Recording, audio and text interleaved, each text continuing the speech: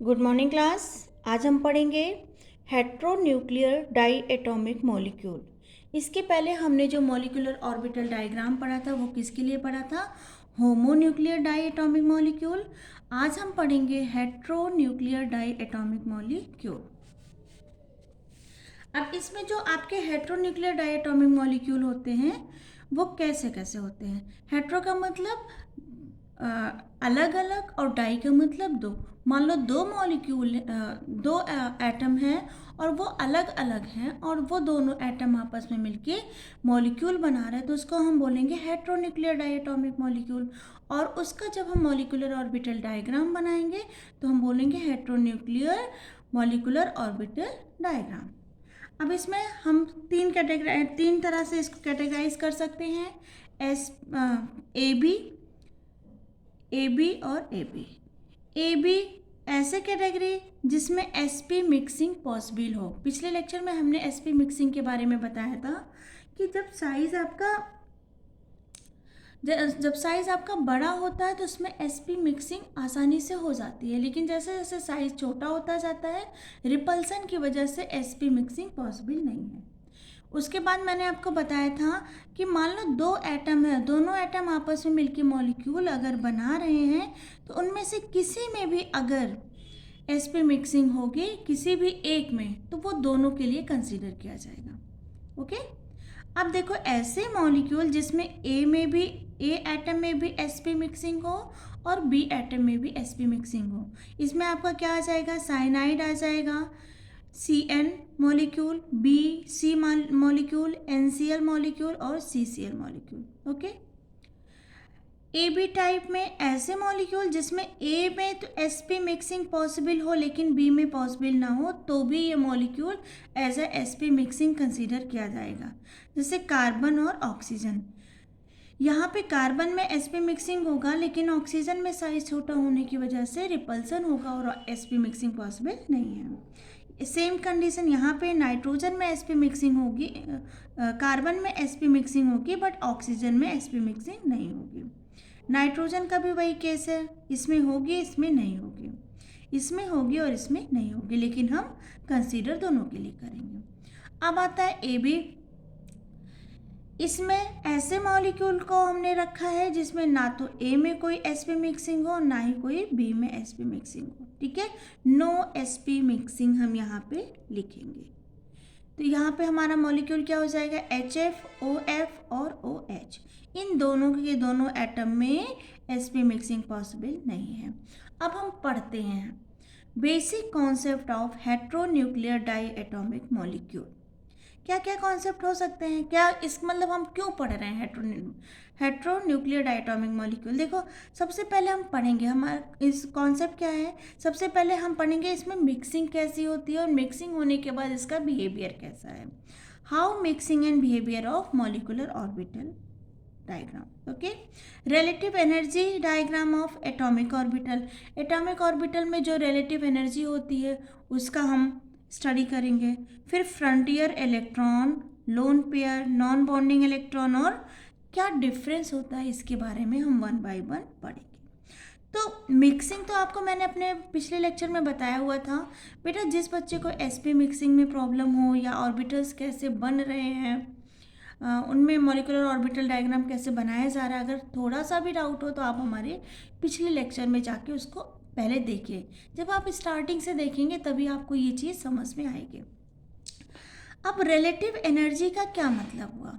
देखो जब हम होमोन्यूक्लियर में क्या होता था बेटा, होमोन्यूक्लियर में हमारे दोनों एटम चाहे अगर हम ए और ए एटम ले रहे हैं सेम लेते थे, जैसे ऑक्सीजन है और ऑक्सीजन है हम क्या लेते थे? O2। तो जब इसका हम मॉलिक्यूलर ऑर्बिटल डायग्राम बनाते थे तो हम क्या करते थे? इस ऑक्सीजन को भी सेम एनर्जी लेवल पे रखते थे और इस ऑक्सीजन को भी हम सेम एनर्जी लेवल पे रखते थे।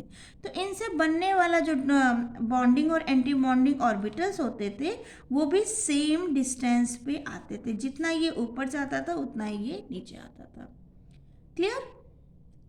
लेकिन जब हम हेट्रो डायटोमिक मॉलिक्यूल की बात करें तो उस केस में क्या होता है बेटा? ए और बी दो हेट्रोएटॉमिक मॉलिक्यूल हैं। अब मान लो जो ए है ठीक है, ए की एनर्जी ज़्यादा है किससे, बी से, तो ए हम ऊपर रखेंगे और बी को हम नीचे रखेंगे। क्लियर? ए को हम कहाँ रखेंगे, ऊपर, और बी को हम नीचे रखेंगे। जैसे ये 2s ए का है, ये 2s बी का है। ठीक है, अब मान लो किसी तरह B की एनर्जी ज़्यादा हो जाए और A की कम हो जाए, तो B को हम ऊपर रखेंगे 2s और A को हम क्या कर देंगे, नीचे रखेंगे। तो ये तो सबसे पहले था कि हेट्रोन्यूक्लियर डायटोमिक मॉलिक्यूल में जब हम मॉलिक्यूलर ऑर्बिटल डायग्राम ड्रॉ करते हैं तो उनकी एनर्जी के बेसिस पे एटम्स को रखे जाते हैं। जिस एटम की एनर्जी ज़्यादा होगी वो ऊपर होगा और जिसकी कम होगी वो नीचे होगा। क्लियर? जैसे बेटा यहाँ हमने कार्बन और नाइट्रोजन लिया। ठीक है, अब कार्बन और नाइट्रोजन में क्या होता है, ये जो नाइट्रोजन होता है इसकी इलेक्ट्रोनेगेटिविटी ज़्यादा होती है। इलेक्ट्रोनेगेटिविटी ज़्यादा होने की वजह से वो क्या होता है, इलेक्ट्रॉनों को अपनी तरफ पुल करेगा, जिसकी वजह से वो स्टेबल हो जाएगा। कुछ ऐसे एक अपने माइंड में ये चीज़ ध्यान करके रखोगे। ठीक है, तो अगर हम दो हेट्रोएटॉमिक मॉलिक्यूल लेते हैं तो अभी हमने बताया कि जिसकी एनर्जी ज़्यादा होगी वो ऊपर रहेगा, जिसकी कम होगी वो नीचे रहेगा। या फिर आप ऐसा समझ सकते हो, जो हाई इलेक्ट्रोनेगेटिव एटम होता है उसकी एनर्जी कम होती है और वो नीचे रहेगा, और जो लो इलेक्ट्रोनेगेटिव एटम होगा उसकी एनर्जी ज़्यादा होगी और वो ऊपर होगा। ठीक है बेटा,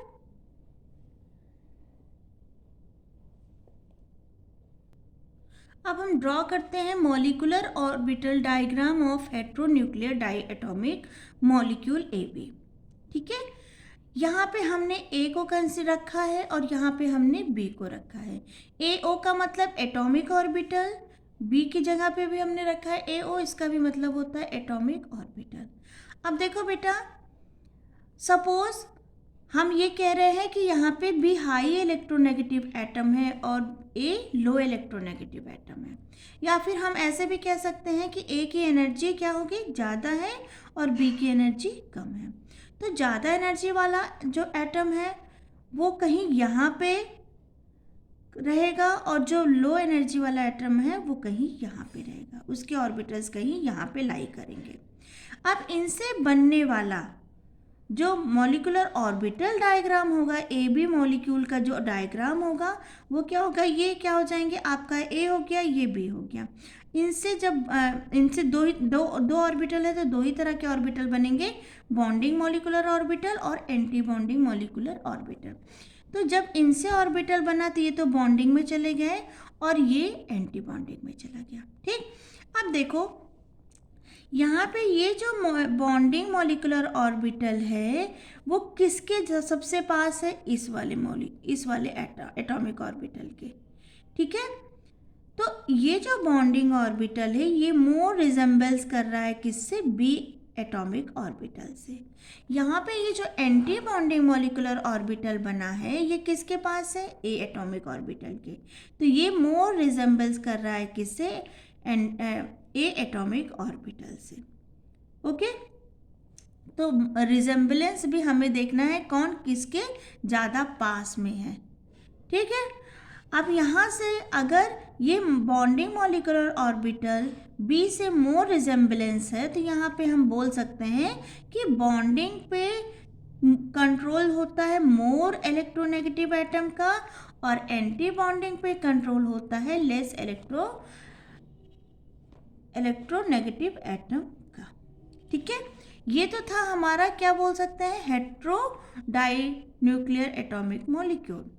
ठीक, अभी मैंने बताया था अगर हम मान लो होमो की बात करते तो होमो के केस में क्या है, मान लो ये A है ये भी A है, दोनों की एनर्जी सेम होती, जब दोनों की एनर्जी सेम होती तो दोनों का जो डायग्राम है जितना बॉन्डिंग में जाता उतना ही वो एंटी बॉन्डिंग में उतने ही ऊंचाई पर वो जाता। ठीक है, और यहाँ पे जो ये वाला A है और ये वाला A है, इन दोनों का रिजेंबलेंस बॉन्डिंग से भी उतना ही है जितना इन दोनों का रिजेंबलेंस एंटी बॉन्डिंग से है। तो मान लो A2 टाइप का जो मॉलिक्यूल है वो अगर इलेक्ट्रॉन डोनेट करता है किसी मेटल को तो दोनों का बराबर का रिजेंबलेंस रहेगा। ठीक है, दोनों बराबर दोनों एटम का बराबर कंट्रोल रहेगा उस इलेक्ट्रॉन पर जो इलेक्ट्रॉन मेटल को डोनेट किए जाएंगे। इस केस में बॉन्डिंग मॉलिक्यूलर ऑर्बिटल का मोर रिजेम्बलेंस होता है और एंटी बॉन्डिंग मॉलिक्यूलर ऑर्बिटल का लेस रिजेम्बलेंस होता है। तो मान लो यहाँ पे ये बी का बॉन्डिंग इलेक्ट्रॉनों पर मोर रिजेम्बलेंस है, तो अब जो इलेक्ट्रॉन दिए जाएंगे मेटल को वो बी की साइड से दिए जाएंगे। यहाँ पे इलेक्ट्रॉन बीच से दिए जा रहे थे जिस पे दोनों का कंट्रोल था, लेकिन यहाँ पे अगर हम ए बी हेट्रो एटॉमिक डाइमॉलिक्यूल की बात करें तो यहाँ पे ये बी का मोर रिजेम्बलेंस है, इलेक्ट्रॉन बी के पास ज़्यादा है, तो ये बी वाला जो होता है ये केवल यही मेटल को इलेक्ट्रॉन डोनेट करेगा बिकॉज इलेक्ट्रॉन का मोर कंट्रोल बी एटम पर है। ओके, आई थिंक आपको ये समझ में आया होगा। तो यहाँ से हम बोल सकते हैं अगर होमो का केस ले, कार्बन कार्बन मॉलिक्यूल का मॉलिक्यूलर ऑर्बिटल डायग्राम बनाएं और वहाँ से इलेक्ट्रॉन मेटल को डोनेट करें, तो क्योंकि ये दोनों हैं, दोनों सेम है, सो दोनों की सेम एनर्जी होगी, तो डायग्राम भी सेम बनेगा और इलेक्ट्रॉनों का कंट्रोल भी दोनों एटम पर सेम होगा। लेकिन अगर हम हेट्रो की बात करें तो हेट्रो के केस में इलेक्ट्रॉनों का जो कंट्रोल होता है, जो होल्ड होता है, वो किसी एक एटम पे होता है और जिस एटम पे इलेक्ट्रॉनों का होल्ड या कंट्रोल होता है वही मेटल को इलेक्ट्रॉन डोनेट करता है। अभी मैं आगे बताऊंगी कि यहाँ पे कार्बन ही इलेक्ट्रॉन मेटल को क्यों डोनेट कर रहा है। अभी मैंने जो पढ़ा वो कौन सा केस पढ़ा, sp मिक्सिंग। ठीक, अब हम पढ़ेंगे विदाउट sp मिक्सिंग, जिसमें sp मिक्सिंग ना हो। इसमें फर्स्ट केस हम लेते हैं। अच्छा, इसमें क्या क्या हो सकते हैं, हम H ही ले सकते हैं मॉलिक्यूल, HF मॉलिक्यूल ले सकते हैं, OF मॉलिक्यूल ले सकते हैं, OH माइनस मॉलिक्यूल ले सकते हैं, ONe मॉलिक्यूल ले सकते हैं, FNe एक्सेट्रा हम इसमें ले सकते हैं। अब इसमें देखें तो यहाँ F में तो कोई sp मिक्सिंग नहीं है, ठीक है, और ना ही H में कोई sp मिक्सिंग है। सेम चीज़ यहाँ पे F में कोई sp मिक्सिंग नहीं होती, ना ऑक्सीजन में होती है, ना ऑक्सीजन में होती है, ना हाइड्रोजन में होती है, ना नियॉन में होती है, ना ऑक्सीजन में होती है। तो ऐसे मॉलिक्यूल जिसमें, ऐसे डाई एटॉमिक मॉलिक्यूल जिसमें sp मिक्सिंग पॉसिबल ना हो, उनका मॉलिक्यूलर ऑर्बिटल डायग्राम आइए हम पढ़ते हैं। तो हमने यहाँ पे क्या लिया, HF मॉलिक्यूल। एक मैं बना दे रही हूँ, बाकी आप लोग बनाइएगा, सेम ऐसे ही बनेगा। HF मॉलिक्यूल लिया, अब यहाँ पे हमने हाइड्रोजन रखा, यहाँ पे हमने फ्लोरीन रखा। क्लियर बच्चा? अब देखो, जो फ्लोरीन है वो हाईली इलेक्ट्रोनेगेटिव एटम होता है कंपेयर टू हाइड्रोजन, तो ये कहीं नीचे लाई करेगा। फ्लोरीन का जो S2S है, कॉन्फ़िगरेशन निकालेंगे, जो 2s है वो कहीं यहाँ पे लाई करेगा और इसका 2s और नीचे लाई करेगा और इसका 1s तो बहुत ही नीचे लाई करेगा। इस 1s से हमें कोई मतलब नहीं है, ठीक है। हम वैलेंस सेल का जो कॉन्फ़िगरेशन होता है सिर्फ उसी को कंसीडर करते हैं मॉलिक्यूलर ऑर्बिटल डायग्राम में, क्योंकि यहाँ पे हाइड्रोजन है, ये भी 1s है, इसलिए हम यहाँ पे इसको लिख रहे हैं। क्लियर? और हाइड्रोजन में सिर्फ 1s होता है तो इसको हमने यहाँ पे बना दिया। अब यहाँ हाइड्रोजन का 1s हो गया और यहाँ पे फ्लोरीन के 2px 2py 2pz 3 ऑर्बिटल हो गए और 2s हो गया और ये 1s हो गया। क्योंकि sp मिक्सिंग है नहीं तो ये इन दोनों का डिस्टेंस भी बहुत दूर दूर होगा, ये पास पास नहीं होंगे। यहाँ पे कोई s नहीं है, हाइड्रोजन में कोई s ऑर्बिटल नहीं है, मतलब 1s के अलावा और कोई ऑर्बिटल नहीं है। अब देखो, जब इनमें आपस में मिक्सिंग होगी नहीं तो ये कहीं दूर लाई करेंगे, और जब ये दूर लाई करेंगे तो ये जो 2s है ये बहुत नीचे है और ये 1s बहुत ऊपर है, ठीक है। ये भी बैलेंस कॉन्फ़िगरेशन है, ये भी बैलेंस कॉन्फ़िगरेशन है। तो अगर हम इनमें बॉन्डिंग बनाने की कोशिश करेंगे तो ये कभी भी पॉसिबल नहीं होगा। ठीक है। तो ये जो 2s है ये किसी से भी बॉन्ड नहीं बनाएंगे, तो ये एज अ यहाँ पर पड़े रहेंगे, non bonding electron. Same 1s के साथ भी होगा, जब ये हाइड्रोजन से बॉन्डिंग ही नहीं बना पाएगा तो ये भी कहीं यहाँ पे लाई करेगा और as a non bonding electron की तरह पड़ा रहेगा। यहाँ पे ये जो 2px है ये 1s के साथ क्या कर लेगा, बॉन्डिंग ऑर्बिटल बना लेगा और एंटी बॉन्डिंग ऑर्बिटल बना लेगा। अब यहाँ H के पास और कोई ऑर्बिटल नहीं है जो 2py और 2px को अपने साथ बॉन्ड बना सके, इसलिए यहाँ पे ये जो 2px और 2py दो ऑर्बिटल बचे हैं वो यहाँ पे रख दिए जाएंगे। ठीक है, वो कहाँ पे रख दिए गए, यहाँ पे रख दिए गए।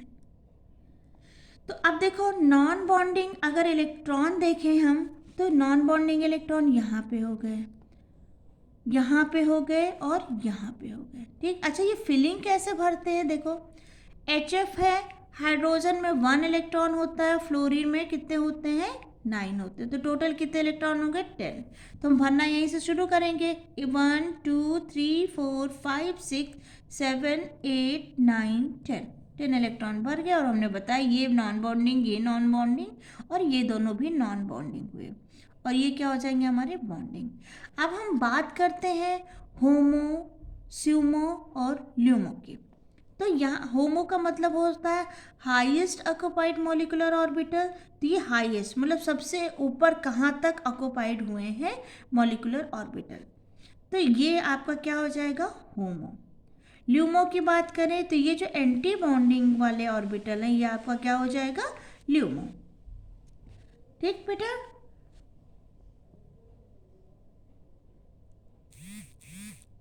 अब अगर हम देखें कि यहाँ पे ये जो 2px है या फिर इसको बोले फ्लोरीन, ये जो फ्लोरीन है इसका मोर रिजेम्बलेंस किससे है, बॉन्डिंग मॉलिक्यूलर ऑर्बिटल से, और हाइड्रोजन का मोर रिजेम्बलेंस है किससे, एंटी बॉन्डिंग ऑर्बिटल से। यहाँ पे फ्लोरीन का मोर रिजेम्बलेंस है किससे, molecular orbitals, bonding molecular orbital से, और यहाँ पे फ्लोरीन हाइड्रोजन का मोर रिजेम्बलेंस है किससे, एंटी बॉन्डिंग मॉलिक्यूलर ऑर्बिटल से। ओके, तो अब हम काउंट करते हैं टोटल नॉन बॉन्डिंग इलेक्ट्रॉन। तो टोटल नॉन बॉन्डिंग इलेक्ट्रॉन कितने हो जाएंगे, 1 2 3 4 5 6 7 8। तो यहाँ पे टोटल नॉन बॉन्डिंग इलेक्ट्रॉन कितने हो गए, 8। अब देखो क्योंकि हम वैलेंस शेल की बात करते हैं मॉलिक्यूलर ऑर्बिटल डायग्राम में, लेकिन हाइड्रोजन का 1s लिया था इसलिए हमने फ्लोरीन का 1s ले लिया, लेकिन इसका कोई मतलब नहीं है इस डायग्राम में। ओके, अब हम total valence non bonding pair की बात करें तो ये वैलेंस शेल में एक बॉन्डिंग पेयर ये हो गया, एक बॉन्डिंग पेयर ये सॉरी एक नॉन बॉन्डिंग पेयर ये हो गया, एक नॉन बॉन्डिंग पेयर ये हो गया और एक नॉन बॉन्डिंग पेयर ये हो गया, मतलब 2s + 2px 2py, 3 non bonding pair हो गए। अगर यहाँ पे 3 नॉन बॉन्डिंग वैलेंस शेल में हो रहे हैं और ये तीनों नॉन बॉन्डिंग किससे रिजेम्बलेंस है, मोर फ्लोरीन से, तो इसका अगर हम डायग्राम बनाएंगे तो इसका डायग्राम कैसे बनेगा, देखो बेटा यहाँ पे मैंने डायग्राम बनाया है, हाइड्रोजन है, फ्लोरीन है, क्योंकि ये तीनों 1 2 3 इन तीनों का मोर रिजेम्बलेंस किससे है, फ्लोरीन से है, इसलिए अब ये तीनों फ्लोरीन के पास एज अ लोन पेयर बनेंगे। ठीक है, बॉन्डिंग किसके किसके बीच बन रही है, H और F के बीच, और कैसी बॉन्डिंग बन रही है, सिग्मा बॉन्डिंग, तो यहाँ पे H और F के बीच एक बॉन्डिंग बन जाएगी। ठीक है, ये जो वैलेंस शेल के इलेक्ट्रॉन पेयर हैं जिन्होंने बॉन्डिंग में पार्टिसिपेट नहीं किया है और ये मोर रिजेम्बलेंस है बॉन्डिंग मॉलिक्यूलर ऑर्बिटल से, इसी को हम बोलते हैं लोन पेयर। ठीक है, अब आता है फ्रंटियर ऑर्बिटल क्या होते हैं। तो फ्रंटियर ऑर्बिटल हम जो हमारा होमो होता है और जो हमारा ल्यूमो होता है और जो हमारा स्यूमो होता है उन्हीं को हम बोलते हैं फ्रंटियर ऑर्बिटल। ठीक है, अब फ्रंटियर नॉन बॉन्डिंग पेयर की बात करें, फ्रंटियर नॉन बॉन्डिंग पेयर की बात करें तो कितने फ्रंटियर, होमो ही है, ये तो हमारा ना होमो है ना ल्यूमो है, ये वाला ना होमो है ना ल्यूमो है। तो फ्रंटियर नॉन बॉन्डिंग और इलेक्ट्रॉन की बात करें या पेयर की बात करें तो ये हमारे दो फ्रंटियर क्या हो जाएंगे, नॉन बॉन्डिंग पेयर। तो हमने यहाँ लिखा है फ्रंटियर नॉन बॉन्डिंग पेयर कितने हो जाएंगे, 2। ठीक है, अब फ्रंटियर नॉन बॉन्डिंग इलेक्ट्रॉन कितने हो गए, नॉन बॉन्डिंग की बात हो रही है बेटा, तो कितने इलेक्ट्रॉन हो जाएंगे, 2 पेयर है तो 4 इलेक्ट्रॉन हो जाएंगे। ठीक है, तो यहाँ से इस मॉलिक्यूलर ऑर्बिटल डायग्राम से हम क्या क्या पता कर सकते हैं, बॉन्डिंग किस टाइप की हुई है, और जो बॉन्डिंग में पार्टिसिपेट नहीं कर रहे हैं वो एज अ लोन पेयर हैं। लोन पेयर में भी हमने फ्रंटियर लोन पेयर की बात की, फ्रंटियर ऑर्बिटल्स की बात की, और जो ये लोन पेयर हैं, ये जो लोन पेयर बनते हैं ये फ्लोरीन के पास होंगे कि हाइड्रोजन के पास होंगे, ये भी इस डायग्राम से हमें पता चल जाता है। जिस एटम का मोर रिजेम्बलेंस बॉन्डिंग से होगा या नॉन बॉन्डिंग से होगा वो कहाँ पे रहेंगे, उस एटम के पास रहेंगे, और जिसका मोर रिजेम्बलेंस इससे होगा वो उसके पास रहेंगे। क्लियर। तो इस HF के बेसिस पे आप आई होप ये सारे के सारे डायग्राम बना लेंगे। मैं एक और डायग्राम OH माइनस का बना के दिखाती हूँ आपको। अब देखो HF में हमने क्या पढ़ा था, total non bonding pair total कितने थे, 4 थे। ठीक है, टोटल लोन पेयर कितने थे, 3 थे। ये लोन पेयर किसके, वैलेंस शेल के, 2s के, 2py 2pz के, जिसको हमने, और इसमें फ्रंटियर ऑर्बिटल पेयर कितने हो जाएंगे, 2। Total frontier non bonding pair कितने हो जाएंगे, 2। ये कहाँ से आए थे, होमो प्लस ल्यूमो से। अब हम OH माइनस की बात करते हैं। देखो O में भी sp मिक्सिंग पॉसिबल नहीं है, हाइड्रोजन में भी sp मिक्सिंग पॉसिबल नहीं है, और इसमें देखो जो ऑक्सीजन है ये लेस इलेक्ट्रोनेगेटिव है, जो हाइड्रोजन है वो लेस इलेक्ट्रोनेगेटिव है, जो ऑक्सीजन है वो हाई इलेक्ट्रोनेगेटिव है। तो अगर हम इसका मॉलिक्यूलर ऑर्बिटल डायग्राम ड्रॉ करेंगे तो हाइड्रोजन का 1s यहाँ पे होगा, तो ऑक्सीजन लेस मोर इलेक्ट्रोनेगेटिव है तो वो कहीं ज़्यादा नीचे लाई करेगा, कहीं यहाँ पे। तो ऑक्सीजन का 1s तो यहाँ पे होगा बहुत ज़्यादा नीचे, क्योंकि मोर इलेक्ट्रोनेगेटिव एटम है, और ऑक्सीजन का 2s कहीं यहाँ लाई करेगा और 2p यहाँ पे लाई करेगा। लेकिन ये तीनों के तीनों ऑर्बिटल इस 1s से बहुत ज़्यादा एनर्जी, रिलेटिव एनर्जी की बात करें तो बहुत नीचे होंगे। क्लियर। अब देखो ये 2s है, इसमें मिक्सिंग पॉसिबल नहीं है, तो इन दोनों में भी गैप बहुत ज़्यादा है, और इसमें तो बहुत ही ज़्यादा गैप है। हमने बोला है सिर्फ वैलेंस ऑर्बिटल्स लिए जाएंगे, क्योंकि हम हाइड्रोजन ले रहे हैं इसलिए हमें 1s लेना पड़ रहा है। अब ये 1s कभी भी आपस में बॉन्डिंग या एंटी बॉन्डिंग ऑर्बिटल नहीं बना सकते, क्योंकि इन दोनों में एनर्जी गैप बहुत ज़्यादा है। इस 2s की बात करें तो ये भी बहुत ज़्यादा नीचे है, मतलब इनमें भी बहुत ज़्यादा एनर्जी गैप है, इसलिए ये 2s और ये 1s भी आपस में बॉन्डिंग और एंटी बॉन्डिंग ऑर्बिटल नहीं बना सकते। अब आते हैं 2p की बात करते हैं। 2p में ये जो 2px है ये 1s से ऑर्बिटल बना लेगा सेम HF की तरह, बॉन्डिंग और एंटी बॉन्डिंग ऑर्बिटल। क्लियर। बाकी ये जो 2 ऑर्बिटल्स हैं वो as a non bonding electron की तरह पड़े रहेंगे। ओके बेटा। अब टोटल अब इलेक्ट्रॉन फिल करें तो ऑक्सीजन का कितना होता है, ये OH माइनस है, ऑक्सीजन का 8 होता है, और यहाँ पे माइनस चार्ज लगा, इसको 8 लिख लो, चलो 8 लिख लो। हाइड्रोजन का 1 होता है और एक माइनस चार्ज के लिए 1 एक और ऐड कर लो, तो टोटल कितने हो गए, 10 इलेक्ट्रॉन। ओके, अब फिल करना शुरू करते हैं। सबसे पहले 1s में इलेक्ट्रॉन जाएगा 1 2, फिर 2s में 3 4। ओके, क्योंकि इसने किसी के साथ बॉन्डिंग नहीं बनाई तो इसको हम क्या बोलेंगे, नॉन बॉन्डिंग ऑर्बिटल। तो यहाँ तक 4 भर गए, 5 6 7 8 9 10 इलेक्ट्रॉन फिल हो गए। अब देखो यहीं से आया कॉन्सेप्ट ऑफ पाई डोनर। क्या आया यहीं से? Concept of pi donor. देखो बेटा क्या होता है, ये नॉन बॉन्डिंग, ये नॉन बॉन्डिंग, ये बॉन्डिंग। तो ऑक्सीजन में क्या होता है, अगर OH की बात करें तो ये क्या होते हैं ऐसे, ये इसमें सिग्मा बॉन्ड होता है। तो यहाँ से आप देख सकते हो ये जो बॉन्ड बना है ये सिग्मा बॉन्ड बना है। क्लियर? और यहाँ पे ये जो 2 इलेक्ट्रॉन है ये एज अ नॉन बॉन्डिंग पड़े हुए हैं। और दोनों किस में है? हाईएस्ट ऑक्यूपाइड मॉलिक्यूलर ऑर्बिटल में। इसको बोलेंगे होमो, इसको बोलेंगे लिमो। अब फ्रंटियर ऑर्बिटल आप निकाल सकते हैं। फ्रंटियर ऑर्बिटल क्या होंगे? वैलेंस शेल के ऑर्बिटल फ्रंटियर ऑर्बिटल होते हैं। तो ये क्या हो जाएंगे आपके? Frontier pair. ठीक है, कितने हो जाएंगे? 2। लोन पेयर हम क्या बोलेंगे? जो फ्रंटियर वाले हैं 2 बोलेंगे। और ये दोनों इलेक्ट्रॉन किससे मोर, ये जो नॉन बॉन्डिंग वाले इलेक्ट्रॉन है इसी को हम लोन पेयर बोलते हैं। ये मोर रिजेम्बलेंस किससे है इसका? इससे है। ठीक है, इसका मोर रिजेम्बलेंस इससे है, इसीलिए जब भी हम OH ड्रॉ करते हैं तो ऑक्सीजन के पास हम क्या कर देते हैं? 2 लोन पेयर रखते हैं और इनके बीच एक सिग्मा बॉन्ड होता है। ये 2s कहीं बहुत ज़्यादा नीचे है। क्लियर बेटा? तो इसको हम as a non bonding, as a lone pair consider नहीं करते। अब देखो बेटा यहीं से मैंने बोला है कॉन्सेप्ट आया है पाई डोनर का।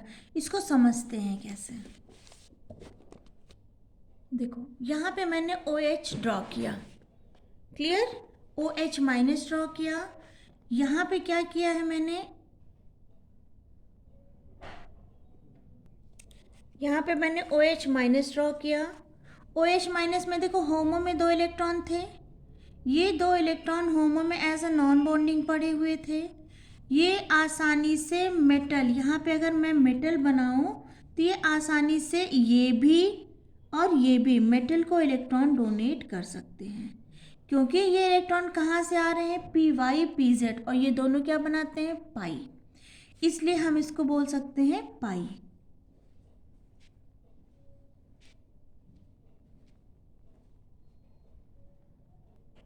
और ये क्योंकि ये दोनों आसानी से इलेक्ट्रॉन डोनेट कर सकते हैं तो इसको हम बोलते हैं पाई डोनर लिगेंड। अच्छा, ये आसानी से इलेक्ट्रॉन डोनेट क्यों कर रहे हैं? उसका रीज़न ये होता है कि ऑक्सीजन का जो न्यूक्लियस होता है, ऑक्सीजन का जो न्यूक्लियस होता है उसका इन होमो पे जो अट्रैक्शन होता है वो कम होता है।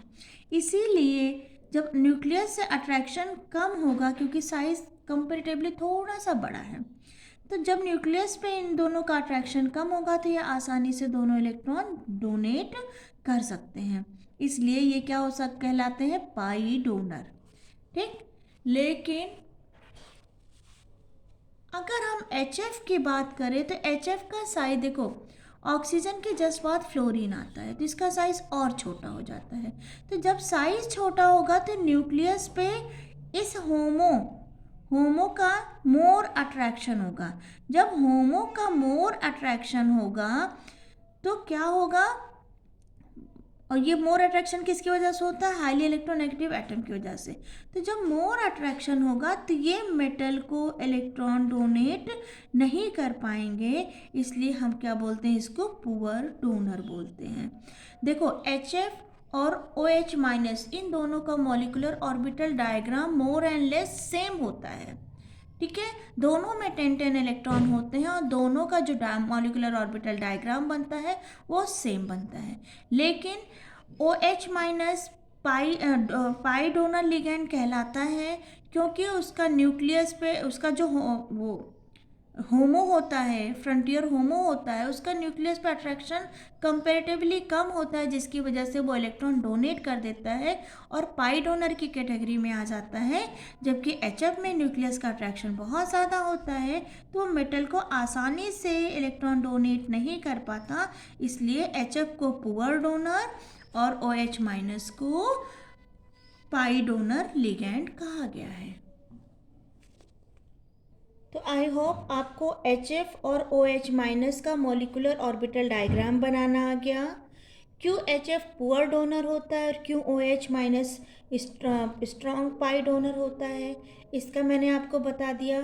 फ्रंटियर ऑर्बिटल्स क्या कहलाते हैं, लोन पेयर कहाँ से जनरेट होते हैं, और मेटल को पर्टिकुलर कौन सा एटम इलेक्ट्रॉन दे रहा है, वो सब हमने इस लेक्चर में आपको स्टेप बाय स्टेप समझा दिया। तो आई होप आपको ये समझ में आया होगा।